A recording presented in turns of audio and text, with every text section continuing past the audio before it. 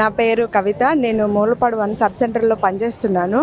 మేము ఇక్కడికి రోడ్డు మీదకి ఇంతలాగా వచ్చి మేము ధర్నా చేస్తున్నాము అంటే మేము ఎంత సఫర్ అయితే, మేము ఎంత మానసిక క్షోభ అనుభవిస్తే దానికి అనుగుణంగా మేము ఇంకా బాధ భరించలేక మేము ఇప్పుడు రోడ్ల మీదకి వచ్చాం. మేము ఫస్ట్ 10వ తరగతి ఫస్ట్ క్లాస్లో పాస్ అయ్యి ఇంటర్మీడియట్ ఫస్ట్ క్లాస్ కాదు డిస్టింక్షన్లో, ఈవెన్ మా బ్యాచెస్లో 99% వచ్చిన వాళ్ళు కూడా ఉన్నారు. దాని తర్వాత డిగ్రీకి మేము డిస్టింక్షన్లో పాస్ అయ్యి వచ్చాము. వచ్చిన తర్వాత మళ్ళీ గవర్నమెంట్ నోటిఫికేషన్ ఇచ్చారు. అది మేము గౌరవనీయులైన చంద్రబాబు నాయుడు గారికి ఒక్కటే చెప్తున్నాం, మీరు ఇచ్చిన నోటిఫికేషన్ ద్వారానే, మీరు తీసిన జాబ్ ద్వారానే మేము వచ్చాం. కానీ ఏ రోజైతే అపాయింట్మెంట్ తీసుకున్నామో ఓన్లీ ఆ రోజు మాత్రమే సంతోషం ఉంది మాకు. ఏ రోజైతే మేము జాబ్ జాయిన్ అయ్యామో అప్పటి నుంచి మా లైఫ్ అంతా ఒక కన్ఫ్యూజన్. మేమంతా నలిగిపోతున్నాం. ఎలా నలిగిపోతున్నామంటే క్రష్ ఇంజరీలో పడితే ఎంత పెయిన్ ఉంటుందో అంత పెయిన్ మేము పడుతున్నాం. దీనికి కారణం కూడా చెప్పడానికి నేను వస్తున్నా. మీరు 40,000 ఇస్తున్నారని చెప్పారు, అందరికీ చెప్పారు. గౌరవనీయులైన హెల్త్ మినిస్టర్ గారు కూడా చెప్పారు మీకు 40,000 ఇస్తున్నాము అని. కానీ రియాలిటీలో మాకు వచ్చేది 25,000 మాత్రమే.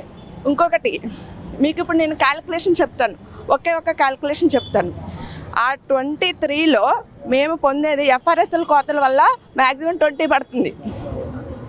దాని తర్వాత ఇంకా మేము అద్దెలు ఒక 3,000 పోతున్నాయి, అంటే 17లోకి వచ్చేసింది శాలరీ. దాని తర్వాత కరెంటు బిల్లు ఒక 2,000 పోతుంది, అంటే 15లోకి వచ్చేసింది శాలరీ. దాని తర్వాత ఇన్స్పెక్షన్లు అని అద్దని ఇద్దని అంటారు, దానికి ఒక 2,000 పోతున్నాయి. 12,000లోకి వచ్చింది మా శాలరీ. ఇంకొకటి మళ్ళీ ఎన్క్వాస్ అని పడుతున్నారు, సడన్గా ఎన్క్వాస్ అని పడుతున్నారు. దానికి మినిమం 30,000 అవుతుంది. అంటే మా శాలరీ ఏమైంది? జీరో. అసలు మీకు ఒకటి నేను విన్నవించుకుంటున్నాను, మీరు ఆయుష్మాన్ భారత్ పెట్టింది అవుట్ ఆఫ్ పాకెట్ ఎక్స్పెండిచర్ తగ్గించడానికి, కానీ మా పాకెట్లో ఏం చేస్తున్నారు మీరు? జీరో చేసేస్తున్నారు. ఇప్పుడు గౌరవనీయులైన హెల్త్ మినిస్టర్ గారు కానీ లేకపోతే ముఖ్యమంత్రి గారు కానీ ఒకటే ఆలోచించండి. ఫస్ట్ మేము ఎంప్లాయీస్ కాదు, మీ ఆడబిడ్డలం. ఫస్ట్ మీ ఆడబిడ్డలం, దాని తర్వాత మీ ఎంప్లాయీస్. అది కూటమి ప్రభుత్వంలో మీ ఆడబిడ్డలు ఇంత అన్యాయం అయిపోతున్నారు.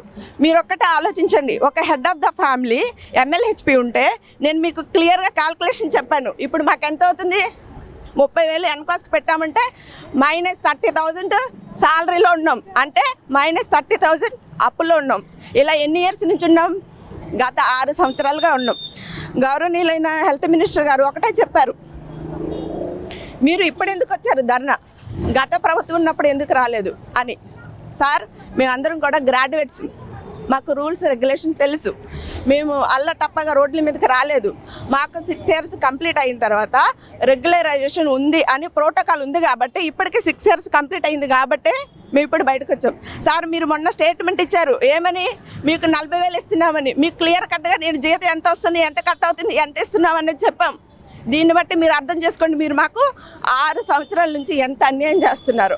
మీరు ఆలోచించండి. ఇంతమంది ఆడబిడ్డలు రోడ్ల మీదకి వచ్చారు, 8 రోజుల నుంచి చేస్తున్నారు. మీరు ఉపాధి హామీ పథకాలకు వెళ్ళే వాళ్ళకి ఓఆర్ఎస్లు పంచమని వెళ్తున్నారు.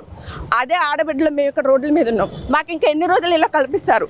మీరు ఒక్కసారి ఆలోచించండి. మాలో చాలామంది యాక్సిడెంట్లు అయి చచ్చిపోతున్నారు. ఇంకా ఎన్ని యాక్సిడెంట్లు చూడాలనుకుంటున్నారు మీరు?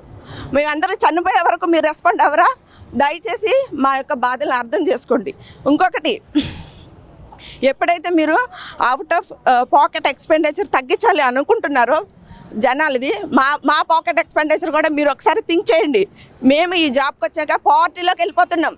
ఒక గ్రాడ్యుయేట్ అంటే ఒక BSc చదివిన గ్రాడ్యుయేట్, దాని తర్వాత ట్రైనింగ్ అయ్యి దాని తర్వాత మళ్ళీ పోస్ట్ గ్రాడ్యుయేషన్ లాగా, అంటే ఒక డిప్లొమా లాగా కోర్స్ చేసి దాని తర్వాత ప్రీ టెస్ట్ పోస్ట్ టెస్ట్, మళ్ళీ డ్యూటీలో జాయిన్ అయ్యాక ప్రీ టెస్ట్ పోస్ట్ టెస్ట్, ఇన్ని చేసిన ఒక గ్రాడ్యుయేట్కి ఇంత దౌర్భాగ్య పరిస్థితి మన కూటమి ప్రభుత్వంలో రాకూడదు సార్. మమ్మల్ని అందరినీ కన్సిడర్ చేయండి.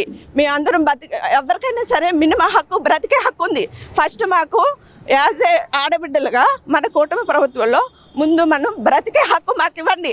దాని తర్వాత మేము గ్రాడ్యుయేట్స్ ఎంప్లాయీగా మమ్మల్ని ఆదుకోండి. ఆడబిడ్డలు ఇంకా చనిపోయే పరిస్థితి మాకు తెప్పించొద్దు. ఇంత ఎండల్లో పడి తిరుగుతున్నాం, మేము యాక్సిడెంట్లు అవుతున్నాయి. ఎవరైనా సరే అదే సార్ నేను చెప్పానుగా, ఇప్పుడు మీరు విన్నారుగా శాలరీ క్యాల్కులేషన్ చెప్పాను, ఒక 40,000 వస్తుంది అని చెప్పారు సార్. మీరు రియల్గా వేసేది 25, అందులో కట్టింగ్స్ పోను, ఎఫ్ఆర్ఎస్ అని అది ఇది అని కట్టింగ్ పోను 23 వేస్తున్నారు. అందులో క్లినిక్ అదేంటి అద్దె చెల్లించాలని ఒక 3,000 వేస్తున్నారు. మ్యాక్సిమం 20% ఓన్ బిల్డింగ్స్ ఉంటాయి, 80% అద్దెతోనే రన్ అవుతుంది. క్యాలిక్యులేషన్స్ అన్నీ మీకు ఉన్నాయి సార్. మీరు అందరూ కూడా ఒకటే నేను రిక్వెస్ట్ చేస్తున్నా, మా ఫోన్ ట్యాప్ చేయండి.